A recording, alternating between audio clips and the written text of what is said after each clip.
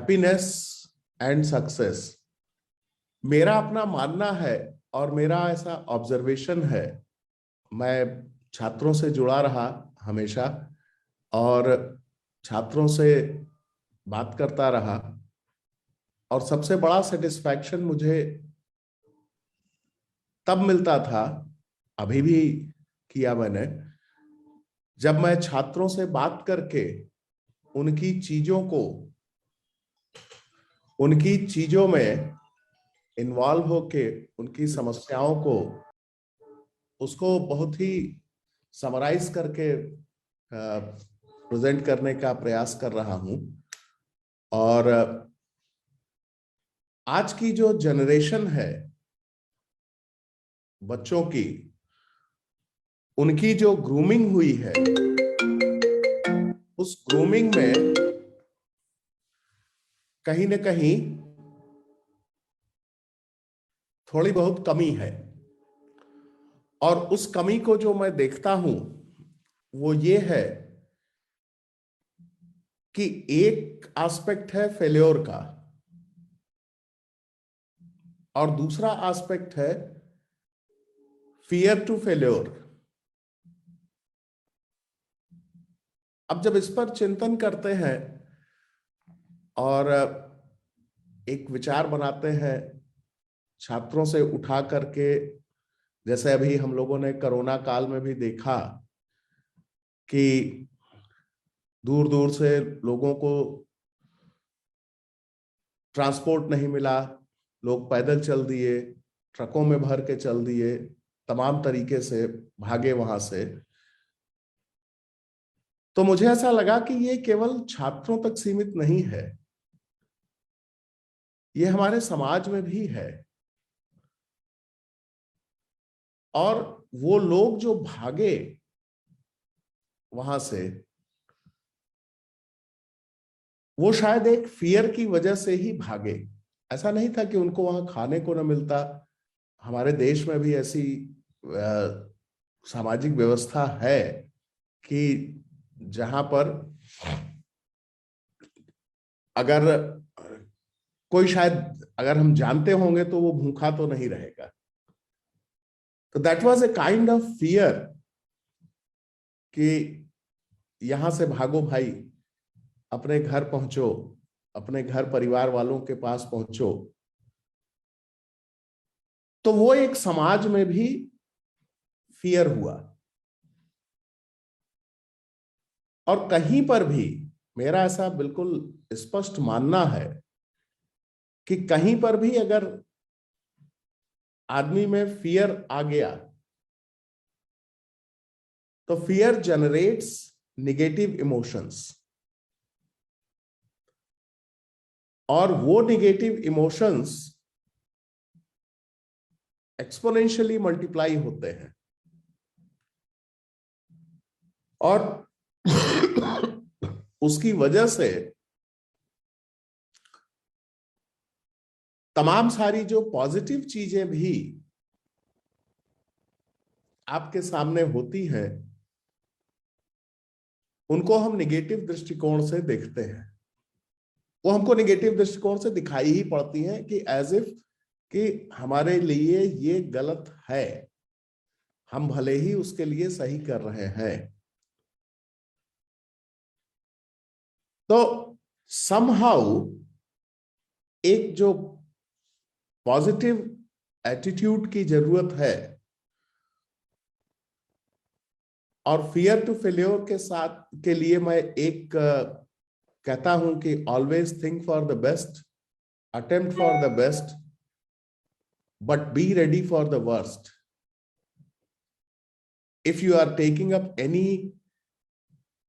project, any challenge or any work, उसका worst outcome क्या होगा, क्या हो सकता है। और अगर हम उस वर्स्ट की तरफ देख लें तो हमारा जो फियर है वो कम हो सकता है, और तब हम निश्चिंत होकर के उस प्रोजेक्ट को लेकर के आगे बढ़ सकते हैं। और एक ऑब्जर्वेशन मेरा और है, तजुर्बा है, एक्सपीरियंस है, कि अगर हम पॉजिटिव सेंस में काम कर रहे हैं और अपने काम को, जो भी हमारा काम है, चाहे वो घर में है, समाज में है, अपने वर्क प्लेस पर है, चैलेंजेस सब जगह हैं। कोई ऐसी जगह नहीं है जहां पर कि चैलेंजेस ना हो। मैं अपने बच्चों को कहता हूं, स्टूडेंट्स को, जब भी कभी मौका मिलता है उनसे ग्रुप में या 1-to-1 बात करने का, तो मैं उनको यही बताता हूं कि इस धरती पर दो ही चीज ऐसी है जो केवल और केवल आपसे संबंधित है, उससे दूसरे का कोई लेना देना नहीं है। और वो दोनों ही चीजें आपने जिस तरह से कंसेप्चुअलाइज किया है, जिस तरह से विजुलाइज किया है, वो कभी उतना परफेक्ट मिलती नहीं है। पहली चीज है प्रोफेशन। जो भी प्रोफेशन आपने ऑप्ट किया है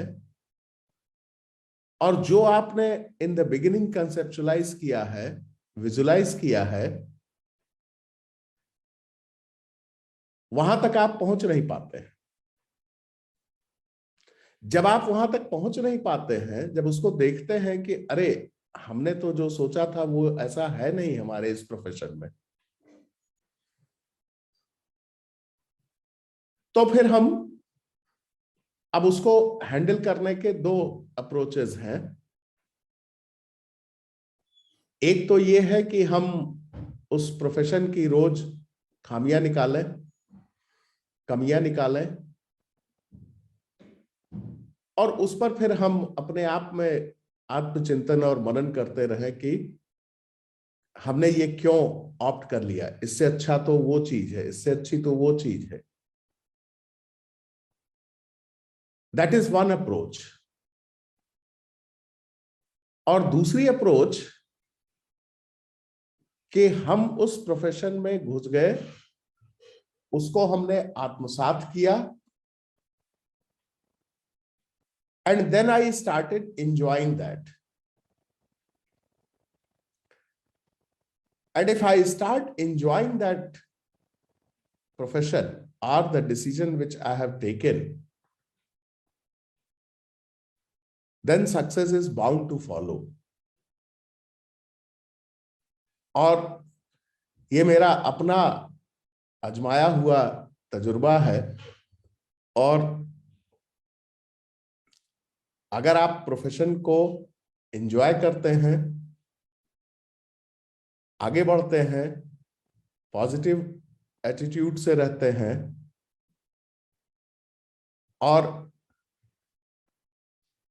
लेके उसको, उस एटीट्यूड को एंजॉय करते हैं अपने प्रोफेशन को, तो निश्चित तौर पर फिर आपको सक्सेस के लिए कैलकुलेशन नहीं करना पड़ेगा। तो ये दो बातें मैं लोगों को बताता हूं। और मैंने कई बार देखा कि, क्योंकि छात्रों से कनेक्टेड रहता हूं, वहां पर जो बातें होती हैं, जो चीजें होती हैं, वो बहुत ही सीरियस नेचर की नहीं होती हैं।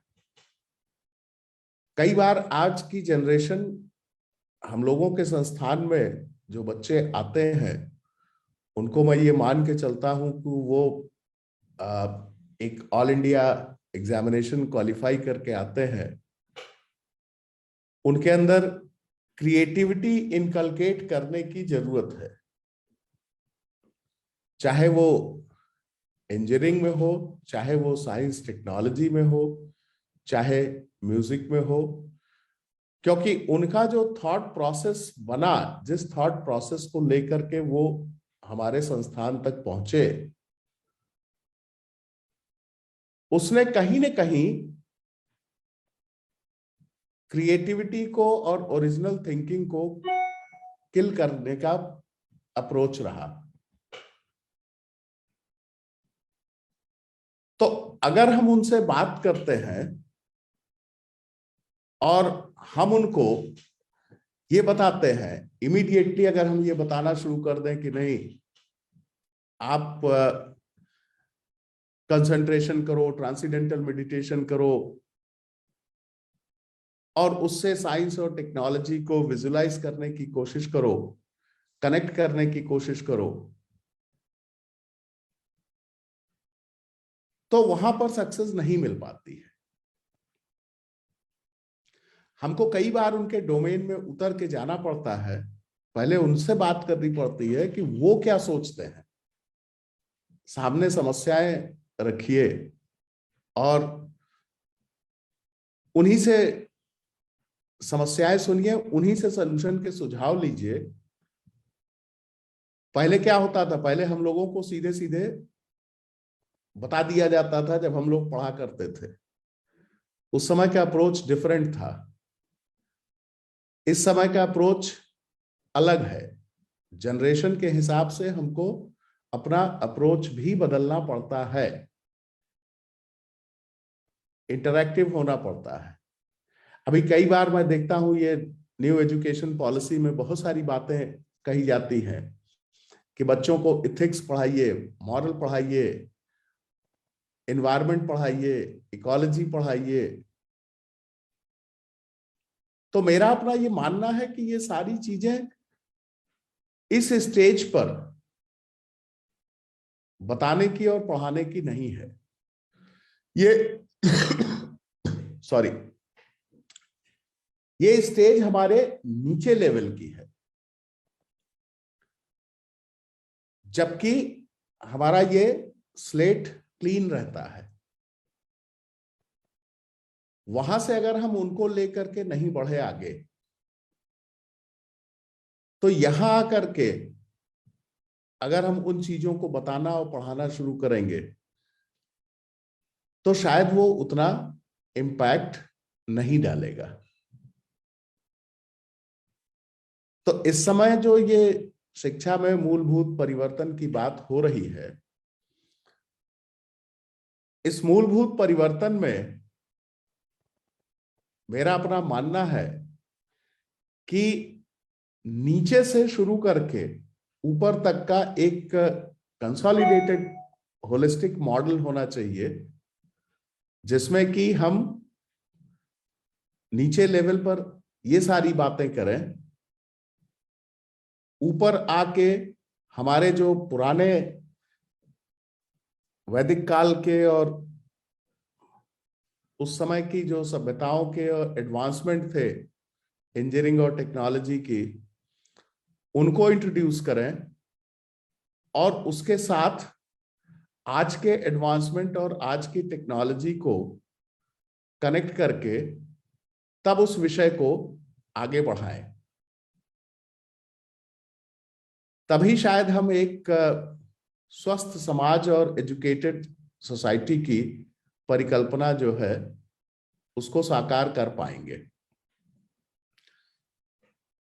अगर वहां से हम लेकर के चलेंगे तो जिस बात से हमने शुरू किया था, हैप्पीनेस एंड सक्सेस,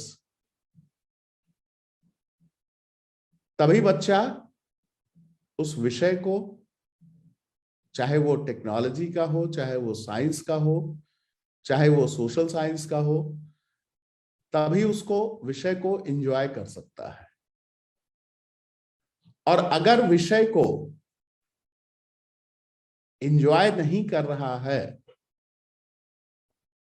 तो कहीं ना कहीं किसी भी विषय वस्तु को, चाहे हम आज की ही बात करें या उसके पहले की भी बात करें, अगर वो एंजॉयमेंट नहीं डिराइव कर पा रहा है पार्टिसिपेंट, तो कहीं ना कहीं हमारा फेल्योर है। हम उसको इंटरेस्टिंग तरीके से वो बात नहीं बता पा रहे हैं, उसके लेवल तक नहीं उतर के जा पा रहे हैं। इसीलिए मैंने शुरुआत जब हुई थी बातचीत की, तो मैंने ये जानना चाहा था कि ऑडियंस किस तरह के हैं जिनसे हम मुखातिब होंगे। तो मुझे एक बड़ा चैलेंजिंग काम मिला कि 20 वर्ष से लेके 50 वर्ष और उससे ऊपर तक के लोग हो सकते हैं। तभी मैं सोचने लगा था कि ये 20 वर्ष तक तो ठीक है, 20-30 वर्ष तक वालों को से तो हम बात कर पाएंगे, ये 50 और उसके ऊपर वाले तो खुद ही सब बहुत अनुभवी लोग हैं, उनको मैं क्या बताऊंगा। इसीलिए मैंने पहली जो शुरुआत की कि ये विद्वत सभा में मैं शायद उस लेवल का बात नहीं कर पाऊंगा जो कि सभी को अपील करे, 50 साल एंड ऊपर वालों को। लेकिन हैविंग सेड दिस, जैसा मैंने कहा कि मैं जो भी बातें यहां पर कर रहा हूं वो मैं अपने तजुर्बे से कर रहा हूं, और मैंने बहुत सारे डायमेंशंस में प्रयास किया चीजों को एक्सपेरिमेंट किया कि किस तरीके से हम इसको एक सक्सेसफुल व्यक्तित्व को हम विकसित कर सकते हैं।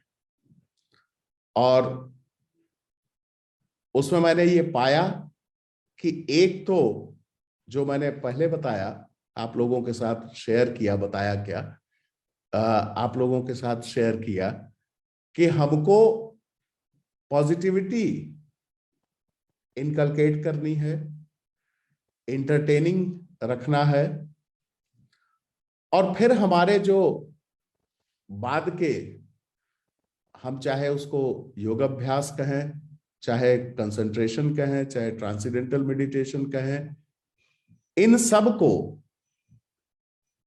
आज की जनरेशन को अगर हम साइंटिफिक तरीके से नहीं बताएंगे तो वो उस बात को एंजॉय नहीं कर सकते हैं। ऐसा हमने अपने डोमेन में पाया है। और इसीलिए साइंस एंड टेक्नोलॉजी को, साइंस और टेक्नोलॉजिकल एडवांसमेंट्स को जो हो रहे हैं, जो हुए हैं, उन सब को हमको अपने पीछे की चीजों से कनेक्ट करके अगर हम प्रेजेंट करते हैं, पिछले 20 सालों में अगर हम टेक्नोलॉजिकल एडवांसमेंट्स देखें तो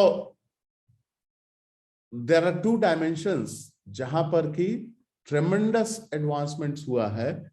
और जब भी मैं एडवांसमेंट की बात करता हूं, मेरा मतलब ये रहता है कि that advancement, how much it has made an impact on the society to ease out the issues of common citizen. तो एक है टेलीकॉम रिवोल्यूशन, और दूसरा है मेडिकल साइंसेज में। मेडिकल साइंसेज में वैसे बहुत सारे एडवांसमेंट्स हुए, बट स्पेशली सर्जरी। और अगर इन दोनों को अलग अलग हम देखें और पीछे से अपने पुराने डेवलपमेंट उनको सोचें,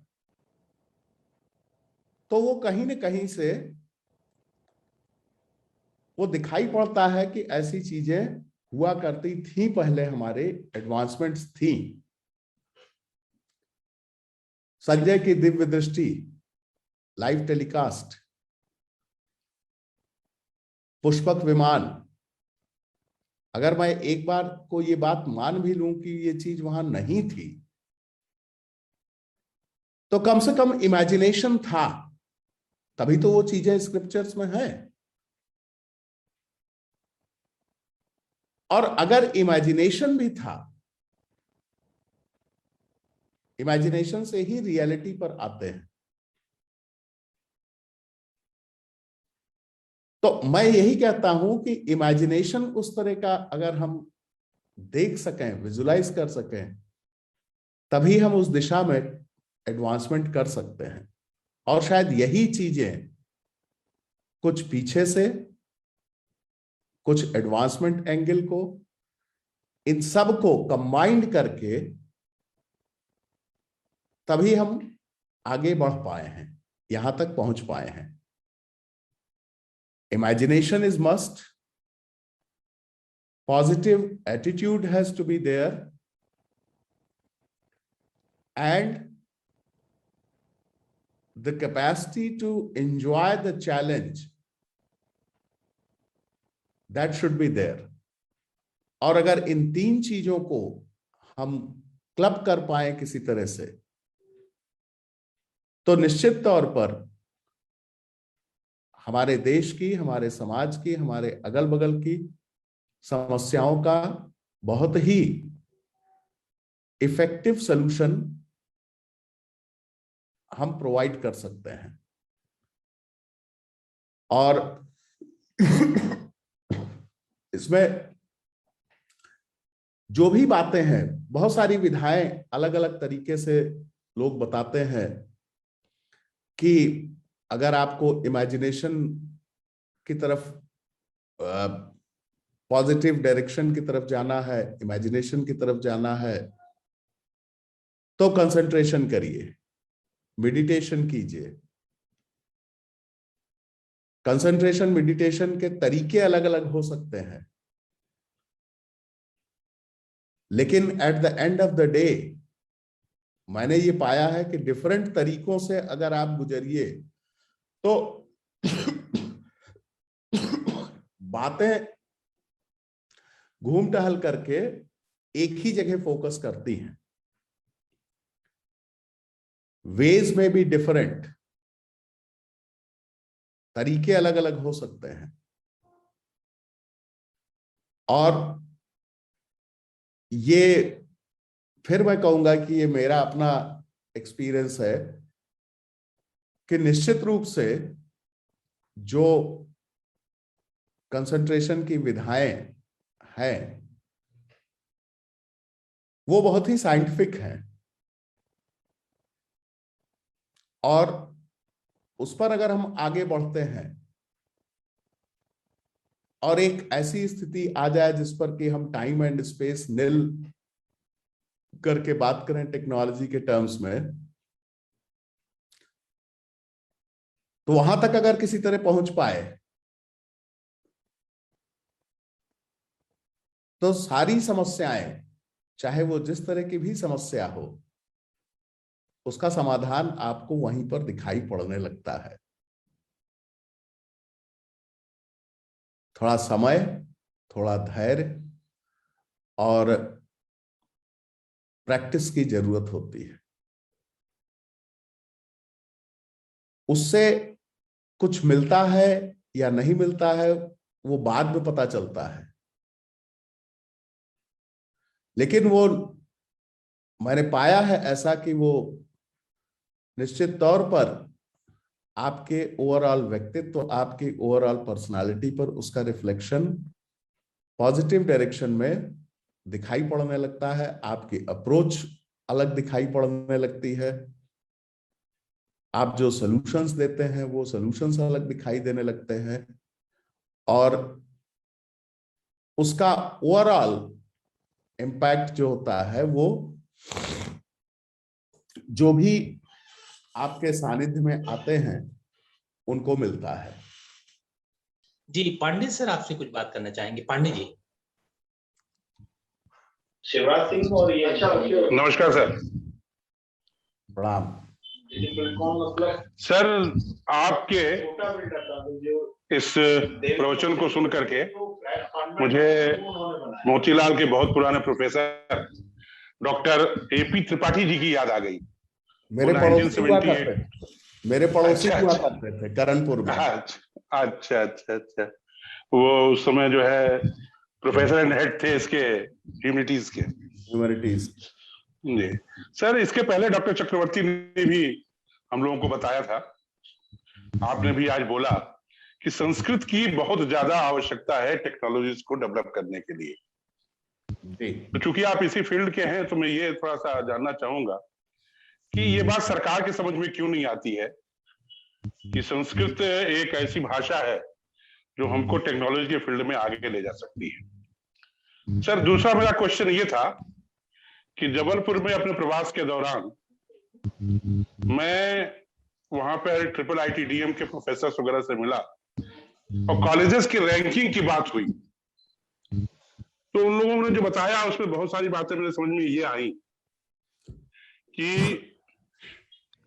उसमें बहुत सारे फालतू के चीजें डाल दी गई हैं, या फालतू का तो नहीं कह सकता, वर्ड मेरा गलत है कहना, लेकिन ऐसी चीजें डाल दी गई हैं जिससे कि अच्छे कॉलेजेस की रैंकिंग पीछे हो जाती है और बुरे कॉलेजेस की रैंकिंग आगे हो जाती है। जैसे कि ट्रिपल IIT हैदराबाद की रैंकिंग बहुत पीछे हो जाती है, मोतीलाल की रैंकिंग बहुत पीछे हो जाती है और कुछ कॉलेजेस की रैंकिंग बहुत आगे हो जाती है। तो ये ग्रेडिंग ऑफ कॉलेज क्यों नहीं सुधर पाते हैं, क्या कारण है इसके पीछे? क्योंकि किसी जमाने में मोतीलाल की रैंकिंग विद इन 10 हुआ करती थी ऑल इंडिया में, और आज मेरे ख्याल से 50 के आसपास जाके ठहरती है। मेरे ये 2 क्वेश्चन है सर।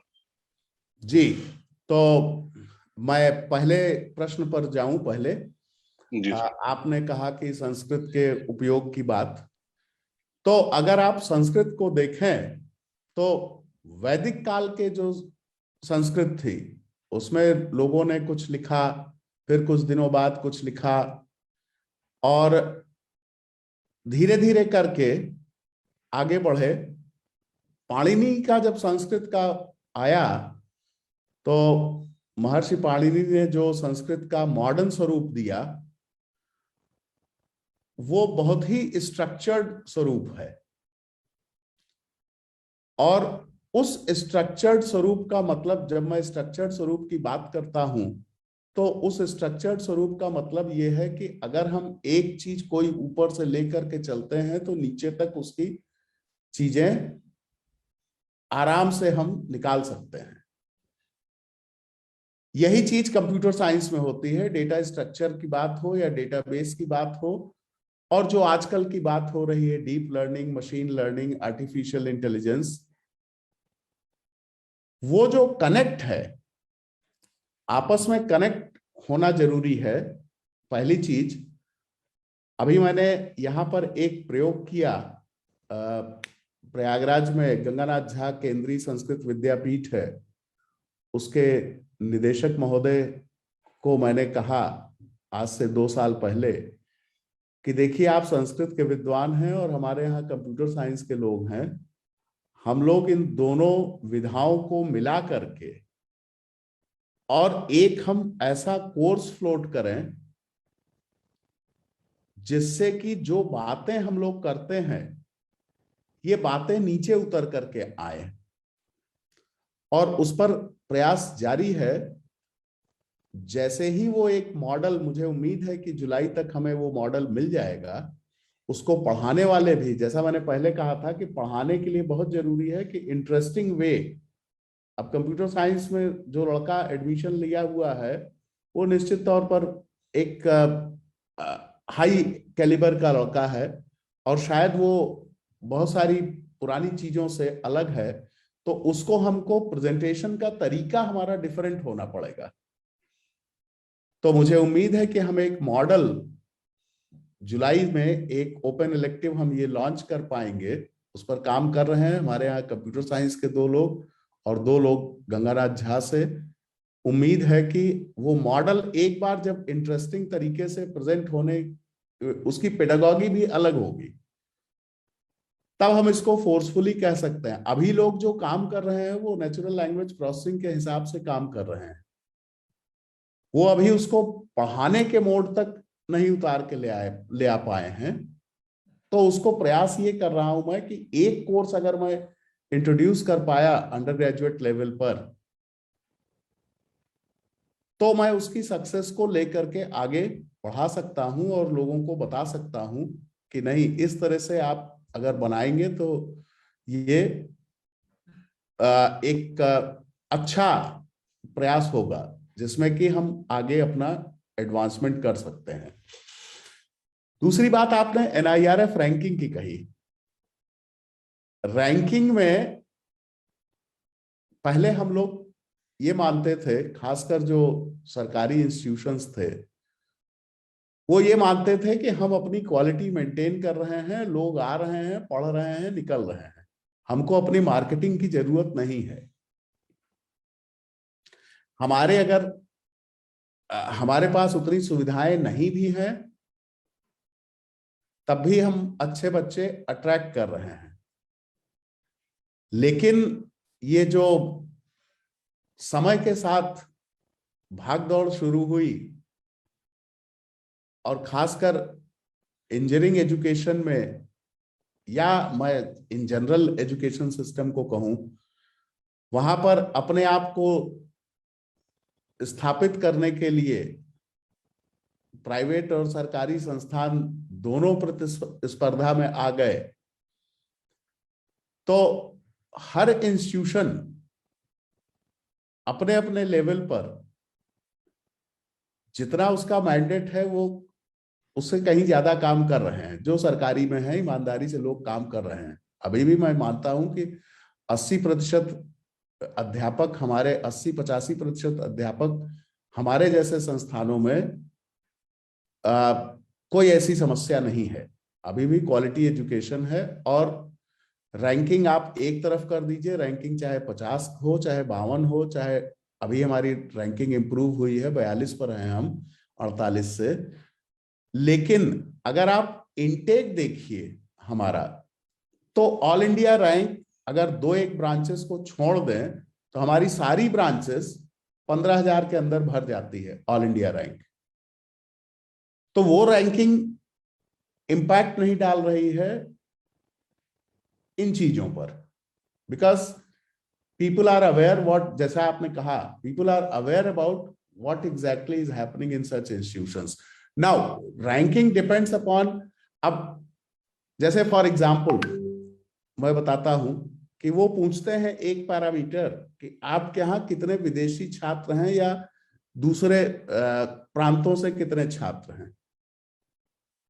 सारे NIT system by the way of designing वो 50% स्टूडेंट हमारा अपने स्टेट का लेना है,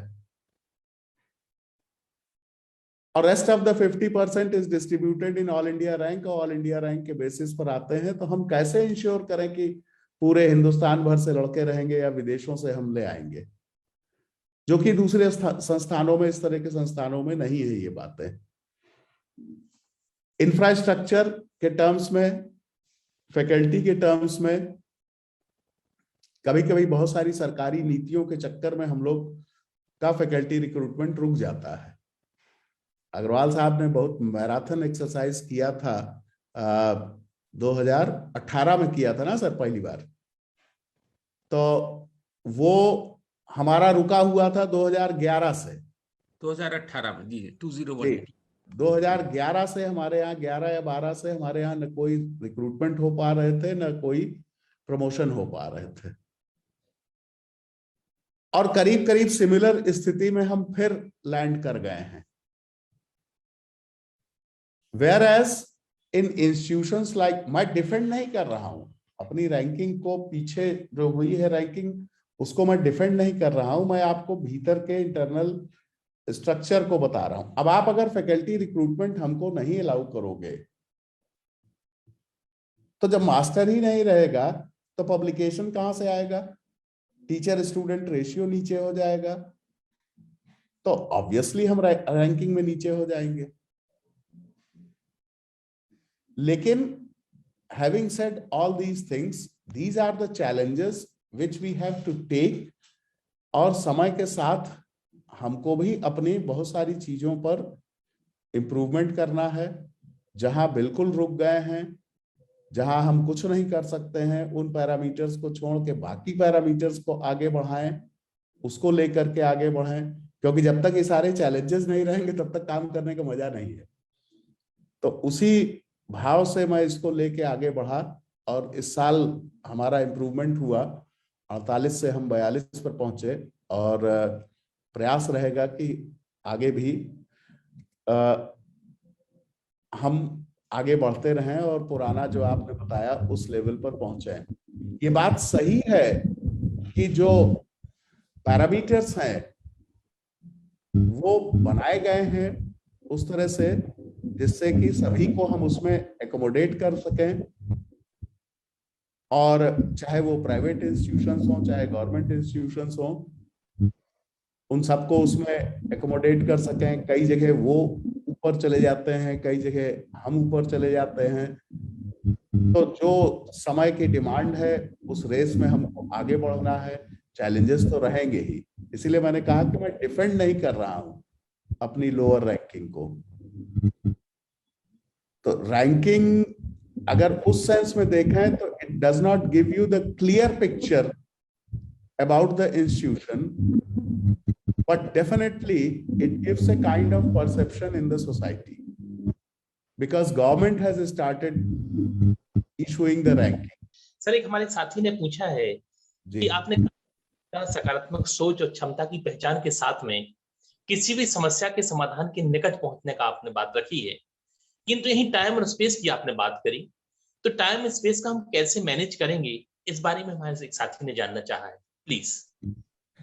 नहीं, मैं जो टाइम एंड स्पेस नील की बात कर रहा था, मैं वो दूसरे परिप्रेक्ष्य में बात कर रहा था, कंसंट्रेशन ट्रांसेंडेंटल मेडिटेशन के परिप्रेक्ष्य में बात कर रहा था।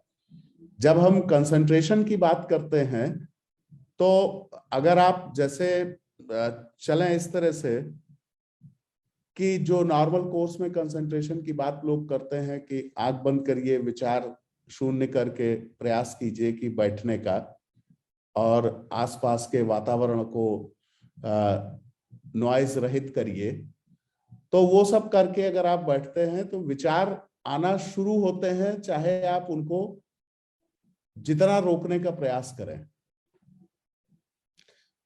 तो लेकिन जो वो अप्रोच है वो ये है, वो सभी लोग जो भी कंसंट्रेशन की बात करते हैं वो ये बताते हैं कि let thoughts come gradually with the experience and practice, you will reach at a point जहां पर कि हो सकता है हफ्ते 10 दिन लग जाए, हो सकता है कि 5-7 दिन में भी हो जाए, और हो सकता है कि 15 दिन भी लगे, जहां पर कि आपके जो विचार आपको डिस्टर्ब करते हैं या आपके कंसंट्रेशन को डिस्टर्ब तो मैं नहीं कहूंगा, फ्री फ्लो ऑफ थॉट जिसको कहते हैं, वो 0 होंगे। और उस स्थिति में जब हम पहुंचते हैं,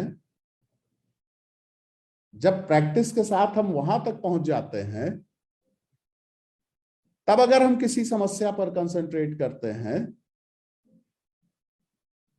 तो हमें सलूशन और रास्ता दिखने लगता है। ऐसा मैं प्रैक्टिस किया हूं तब बता रहा हूं। और वो सलूशन जब दिखने लगता है, लेकिन वो बीच में जब छूट जाता है तो फिर गड़बड़ा जाता है। ये आपके उसमें आना चाहिए। तो उसको मैं कोरिलेट कर रहा था प्रॉब्लम सॉल्विंग की तरफ से। मैं कुछ ऐसे लोगों को भी जानता हूं जो हिंदी के प्रोफेसर हैं, लेकिन वो गणित के सवाल को भी सॉल्व कर देते थे इस तरह से। मैं मिला हूं, मैं देखा हूं उनको करते हुए, लेकिन उस स्थिति तक जाने में काफी वो प्रैक्टिस की जरूरत है वहां पर। डॉक्टर साहब, मैं एक प्रश्न पर फिर से बात करना चाह रहा था जो संस्कृत के संदर्भ में बात हो रही थी।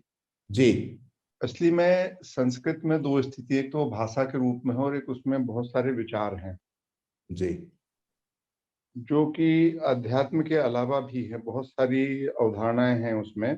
जी, और जब कहीं किसी भौतिक वैज्ञानिक या कोई उसको खोज के लेकर आता है तो फिर हम उसके बाद में कहते हैं कि ये तो हमारे ग्रंथ में पहले से लिखा हुआ है। जी। तो इनफैक्ट जो मैं सोचता हूँ कि ये जो संस्कृत का हमारा जो साहित्य है उसमें जो बहुत सारे विचार उपलब्ध है पुराने, उनको ढूंढ कर उन पर रिसर्च की जरूरत है। भाषा से ज्यादा जरूरत उसमें जो छुपी हुई हमारी धारणाएं हैं, जो हमारे कॉन्सेप्ट्स हैं, जो एजम्पशंस हैं, उस पर विचार हो सकता है और उन पे कार्य होने की जरूरत है, ना कि भाषा पे। इस पर आपका क्या कहना है? ये बहुत बड़ा भंडार है, जैसा आपने कहा। भाषा पर मैंने इसलिए बात की क्योंकि हम एक स्पेसिफिक टास्क की बात कर रहे थे उस समय। मैं उस समय ये बात कर रहा था कि कंप्यूटर साइंस की, लैंग्वेजेस की और कंप्यूटर साइंस की जो टेक्नोलॉजीज हैं, उसमें संस्कृत को कैसे इनकॉर्पोरेट करके उस स्ट्रक्चर को, जैसे मैंने एक एग्जांपल के तौर पर आपको बताया कि जो व्याकरण है, व्याकरण की अगर हम देखें और उसको लेकर के हम डेटा स्ट्रक्चर, डेटा माइनिंग, आज के आर्टिफिशियल इंटेलिजेंस पर लगाएं, जो कि छात्रों को पढ़ाने के, उससे मैं बात कर रहा था वहां पर। आपने जो प्रश्न उठाया है वो निश्चित रूप पर बहुत ही महत्वपूर्ण है और इसके लिए पीछे की जो जानकारियां हैं, जो शब्दार्थ, भावार्थ, कमेंट्री, ये सारी चीजें जो अवेलेबल हैं, उसमें मेरा ये मानना है कि जैसे हम आर्किटेक्चर का कोर्स पढ़ाने जा रहे हैं, तो वो अध्यापक जो उस आर्किटेक्चर के कोर्स को डिजाइन करें, उसमें शुरू की 2 यूनिट वो ये बताएं कि हमारे पुराने आर्किटेक्ट्स जो थे वैदिक काल के या उसके बाद के, उस समय आर्कियोलॉजी तो नहीं, उस समय का जो ये आर्किटेक्चर सब्जेक्ट है वो कितना एडवांसमेंट था उसमें, और उसके एग्जाम्पल्स आज भी अवेलेबल हैं। उसके बाद वो अपने आज की टेक्नोलॉजी की बात शुरू करें, तो जो यंगर जनरेशन है उसको हम अट्रैक्ट कर सकते हैं at a greater level to indulge into go into the details of the ancient scriptures. इसी तरह से मेरा मतलब डॉक्टर साहब जो कहना था कि इस विषय पे ज्यादा काम की जरूरत है जी। वो जब भी हम भाषा के रूप में उस पर बात करने लगते हैं तो उसके अलग कनोटेशंस आते हैं, जबकि उसमें जो साइंस अवेलेबल है, जो भी कारण रहे हों, जिसको हम मानते हैं कि उसमें बहुत ही विधिवत तरीके से एक्सपेरिमेंट के नाम पर इस तरीके से डिजाइन, लेकिन बहुत सारे कंक्लूजन्स हैं जो आपको ऐसा लगता है कि बाद में सिद्ध हो रहे हैं आज के जमाने में। कुछ लोग कहते हैं कि उसमें क्वांटम फिजिक्स भी थी, फिर कुछ लोग कहते हैं कि उसमें एटम स्ट्रक्चर भी था, तो उसमें लोग कहते हैं और भी बातें हैं। तो बहुत सारी बातें जब बाहर से कोई निकाल के ले आता है, उसके बाद हम कहते हैं कि हमारे पास भी है, वो पहले से हम जानते थे। तो ये जो पहले से जानते की जो समस्या है ना, तो दूसरा वाला आप बताए उसके बाद आप क्यों कहते हो कि हम पहले से जानते? इस तरीके की जो चीज है कि जो अब हम एक पुष्पक विमान हमारे यहाँ हुआ करता था, और यदि पुष्पक विमान हुआ करता था तो हमने तो नहीं बनाया ना उसके बाद अभी। जी जी। ये मेरी है कि आप बहुत सारे जो आग्नेय अस्त्र पे लेके डिस्कशन होता है कि वो ब्रह्मास्त्र था और ये था, वो गाइडेड मिसाइल थी, सुदर्शन चक्र था, तमाम किस्म के जो बहुत सारे फैक्टर हैं इस तरीके के साइंटिफिक, है ना। या हमारी आयुर्वेद में लोग कहते थे कायाकल्प हो जाता था। जी जी। तो अब वो कायाकल्प होने की जो स्थिति है उस पर रिसर्च क्यों नहीं हो रही है? उस पर हम और आप जैसे संस्थाएं काम क्यों नहीं कर पा रहे हैं?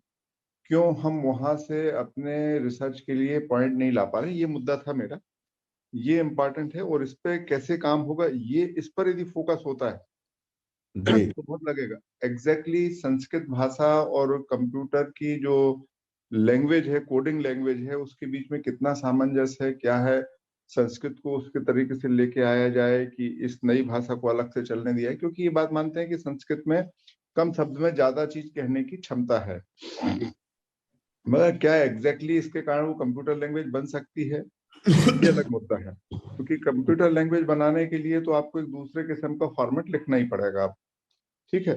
तो वो उस तरीके की जो कल्पना है, किसी ने एक ने बोल दिया कि संस्कृत कंप्यूटर लैंग्वेज को सूट करती है, तो वो तो एक ही काम हुआ कि कंप्यूटर लैंग्वेज से उसके आसपास बनाए, क्योंकि हर दूसरे दिन अब कंप्यूटर की जो नए नए किस्म की मशीन लैंग्वेज बनती है, नए किस्म के हमारे जो पाथ बन रहे हैं कंप्यूटर में, उनके कारण चेंजेस हो रहे हैं अलग अलग कॉन्सेप्ट को, तो वो एक दूसरे किस्म का फील्ड है, लेकिन वो एक सिंगल फील्ड है। लेकिन लाइफ केवल कंप्यूटर पे नहीं, और बहुत सारी भी चीजें, ये मेरा कहना था। मगर ये डिस्कशन लंबा हो जाएगा, किसी और का प्रश्न हो सकता हो तो वो करें, हमारी बात हो गई। Thank you very much doctor ji धन्यवाद। मैं आज एस्ट्रोफिजिक्स में बैठा था डिपार्टमेंट में, यूनिवर्सिटी में। मैं एक बात देख रहा था कि उन्हें जो ज्योतिष शास्त्र की बात की और कोपरनिकस और न्यूटन ने जो बातें की, उनका सारा का सारा मनुस्मृति में 15वें और 16वें अध्याय में पूरा कैलकुलेशन उन्होंने मेरे को पूरा अपना बाइडली मुझे बताया, ब्लैक बोर्ड पर कैलकुलेट करके, कि समय का अंतराल कितना हुआ, 12 राशियां कैसे कैलकुलेट होती हैं, कैसे कैसे कैसे इन्हें स्थान पाए हैं। ये सारा का सारा उस अध्याय को खोल के बताया, कि संस्कृत के श्लोक पढ़ के बताया, उसमें कैलकुलेट किया कि पूरा का पूरा इतना मार्जिन इतना कैसे होता है, कैसे हमारा सोलर सिस्टम और पूरे कॉस्मोस में चलता है, पूरा कैलकुलेशन। तो ये बात सही है जो सर ने बोला कि सारी डिपेंडेंसी हमारे पास, हमारे वेदों, हमारे जो शास्त्र हैं उनमें उपलब्ध है, परंतु हम इसको कब रीजनरेट करेंगे और इस रीजनरेट करके हम इसको कब अपने एप्लीकेशन में ला पाएंगे, ये थोड़ा बहुत चिंता का विषय है। क्योंकि वास्ट, आपने स्वयं बोला कि हम बहुत तेजी से आगे बढ़ रहे हैं। इस तेजी से बढ़ते हुए समय में हमें अपने आप को, भाषा एक अलग मुद्दा हो सकता है, किंतु हमारा ज्ञान मूल मुद्दा है, उसको हम कैसे परिमार्जित करेंगे, ये चिंता का विषय जरूर है। ये हम लोगों का दुर्भाग्य रहा कि हम अपने मूल को छोड़ करके और दूसरी तरफ भटकते रहे, और आज एक माहौल बना हुआ है, लोग इस पर विभिन्न दिशाओं में काम करना शुरू किए हैं, और इससे रिलेटेड जो भी जिस तरह से कोर्स डेवलपमेंट, डिफरेंट लेवल पर रिसर्च, इस पर लोग काम करना शुरू कर दिए हैं, कोर्सेज बन रहे हैं, तमाम सारी वर्कशॉप्स हो रही हैं, और मुझे उम्मीद है कि आने वाले दिनों में ये चीजें हमारे पाठ्यक्रम में होंगी, और एक बार जब पाठ्यक्रम में आ जाएंगी तो निश्चित रूप से नीचे से वो इंटरेस्ट डेवलप होगा। इस समय माहौल बन चुका है, ये बड़े खुशी की बात है कि हम इसको लेकर के एक जागरूक हुए हैं। शायद आप लोगों का भी बहुत कंट्रीब्यूशन है, इस तरह की जिज्ञासाएं और इस तरह के विचार डिफरेंट फोरम्स पर डिस्कशन हो रहे हैं, और इसी तरह से कोर्स बनाने के और शोध की दिशा में भी प्रयास किए जा रहे हैं। और हम ही नहीं, पूरे हिंदुस्तान भर में डिफरेंट ग्रुप्स हैं जो डिफरेंट एरियाज में काम करना शुरू किए हैं। कुछ चीजें संभावना है कि 22-23 के सेशन से इम्प्लीमेंट हो जाएंगी, कुछ चीजें धीरे धीरे आगे आएंगी, और मुझे विश्वास है कि आने वाले दिनों में हम शायद इस दिशा में काफी आगे होंगे। एक और छोटा सा पॉइंट जो अब मुझे, जो कि आज मौका मिल रहा है बोलने का, तो मैं बोलना चाहता हूँ। एग्जैक्टली जैसे हम देखें कि 70 साल से ज्यादा हो रहे हैं भारत को आजाद हुए, लेकिन पूरी दुनिया में इस समय जिस तरीके का माहौल है, उसमें मेड इन इंडिया या इंडिया का कोई ऐसा आइटम, ऐसा कोई पेटेंट जो बाजार में बिकता हो भारत के नाम से, वो नहीं हो पाया, ना छोटा ना बड़ा। आज बांग्लादेश का कपड़ा भी दुनिया में बिकने लगा है कि साहब ये बांग्लादेश का कॉटन है। इंडिया के नाम से बिकने वाली चीजें अभी भी नहीं पैदा हुई हैं। तो ये बहुत बड़ा चैलेंज है एजुकेटर्स के लिए हमारे, कि कैसे हम इसको कैसे आगे बढ़ाएंगे आगे, और कैसे ये पूरी की पूरी बात हमारी आगे बढ़ेगी कि हम इस क्षेत्र में, जहाँ पूरा का पूरा प्रैक्टिकलिज्म की बात चल रही है, जहाँ व्यवहारिकता की बात होती है, उसमें हम कैसे आगे बढ़ेंगे, इस चैलेंज को हमें जरूर ढूंढना होगा, इसके उत्तर निकाल के लाना पड़ेगा कि भारत में भी प्रयोगवादी रिसर्च हो और वो जीवन को प्रभावित करने वाली रिसर्च हो, और जो हमारे पास बहुत सारे अजम्पशंस अवेलेबल हैं, हमारे पास जो बहुत सारी सोच अवेलेबल है जिस पे हम काम कर सकते हैं, अद्भुत अद्भुत किस्म की सोच उपलब्ध है, उस पर काम किया जाए। तो डॉक्टर साहब, आज आपने इस विषय पे हम सबको प्रेरित किया, और जो हमारे साथ में कुछ लोग जुड़े हैं, शायद यदि उनके पास इसके कुछ अवसर होंगे तो उसको आगे जरूर बढ़ाएंगे। और आप तो खुद लगे ही हुए हैं, अभी भी शिक्षा के क्षेत्र में सक्रिय हैं, तो जरूर इन विषयों पर जो आज हमारा यहाँ डिस्कशन हुआ है, इस क्षेत्र में आपको सोचने की जरूर कोशिश करेंगे, क्योंकि इलाहाबाद MIT देश के अग्रज या अग्रणी तकनीकी संस्थानों में है।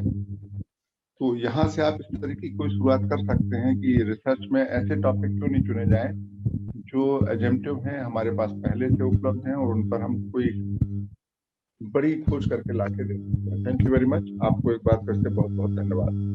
Thank you sir. धन्यवाद।